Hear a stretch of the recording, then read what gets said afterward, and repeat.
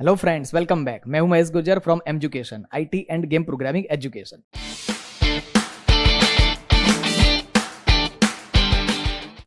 चलिए, ये सेशन में क्या समझना है, multi level inheritance.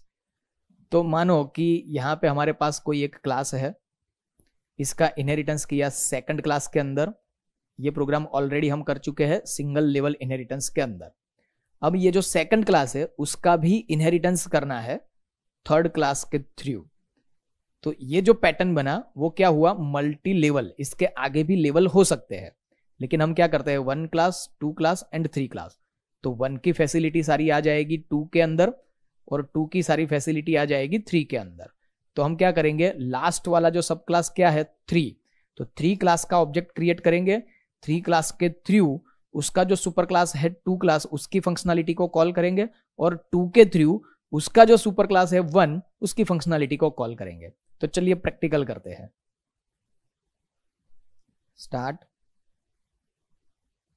File menu, DOS shell, mount D drive, exit, new, comment में लिखते हैं multi level inheritance, hash include iostream.h, hash include conio.h, void main void curly bracket start stop clear screen get ch, save d drive courses c++ and inheritance number आया 4। चलो class 1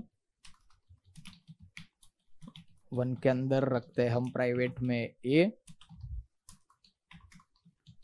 public void get data void curly bracket start stop void display data void curly bracket start stop, c out, enter value of a, c in a,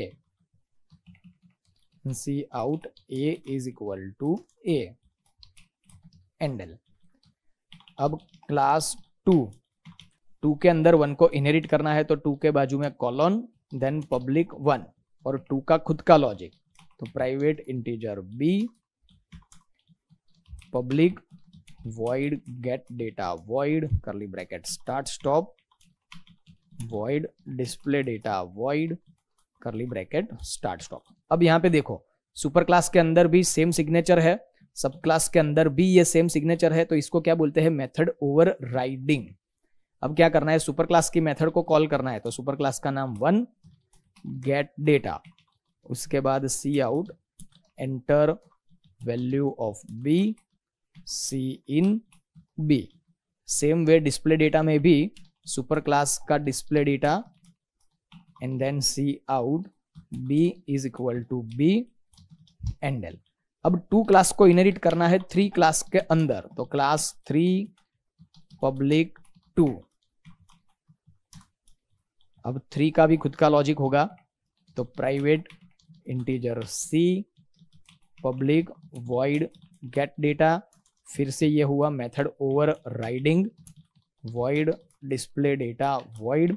ऐसा कोई rule नहीं है कि inheritance करेंगे तो overriding करना ही पड़ेगा, यहाँ पे अलग नाम भी हम ले सकते हैं, लेकिन लॉजिकली सारे क्लास के मेथड के अंदर लॉजिक क्या है, डेटा को गेट करने का। तो हम सब क्लास के अंदर गेट डेटा नाम की मेथड डिफाइन करते हैं। अब इसके अंदर 3 का सुपर क्लास कौन है 2, तो 2 scope resolution operator get data, उसके बाद cout, enter value of C, cin C. Display data में भी same logic, 2 scope resolution operator display data and cout C is equal to C, endl. अब last सब class कौन सा है 3, तो डायरेक्टली हम किसका ऑब्जेक्ट क्रिएट करेंगे 3 का, तो 3 th डॉट गेट डेटा। तो ऑब्जेक्ट किसका है 3 क्लास का, तो प्रायोरिटी किसको मिलेगी 3 क्लास के गेट डेटा को। तो यहाँ पे 3 क्लास का गेट डेटा है, इसलिए वही कॉल होगा। उसके अंदर जाके 2 क्लास के अंदर जो गेट डेटा है वो कॉल होगा, और 2 क्लास के गेट डेटा के अंदर क्या है 1 क्लास के गेट डेटा को कॉल किया है, तो 1 का भी कॉल होगा। सेम वे डिस्प्ले में भी यही फ्लो चलेगा, th dot display data and then save, control F9। देखो enter value of a, b एंड c, सिंपल। तो फ्रेंड्स ये प्रोग्राम की प्रैक्टिस कर लीजिए, मिलते हैं नेक्स्ट सेशन में।